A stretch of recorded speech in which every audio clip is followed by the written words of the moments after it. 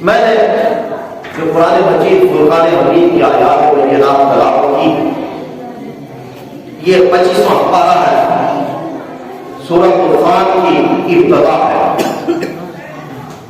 فرمایا حامیم، قسم ہے ہمیں حامیم کی۔ یہ تو لفظ حروف مقطعات میں سے، اور یہ حروف مقطعات اس کا 1400 سال سے لے کر آج تک کوئی عالم، مفسر، مفکر، شیخ الحدیث، شیخ القرآن، مفکر قرآن اس کا معنی نہیں نکالا۔ یہ حروف مقطعات کا اگر معنی جاننا ہے، صرف اس کا معنی رب جانتا یا رب کا رسول،